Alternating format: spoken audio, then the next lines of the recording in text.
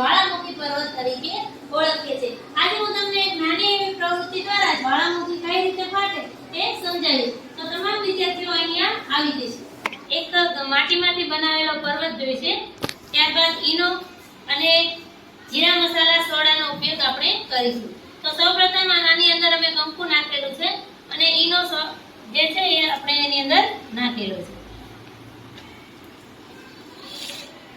ત્યારબાદ આપણે આ સોડા નાખીએ એટલે જ્વાળામુખી પર્વત કઈ રીતે ફાટે એ આપણને જોવા મળશે. તો આને આપણે ઉદાહરણ તરીકે મેઘમાં લઈ લઈએ તો કઈ રીતે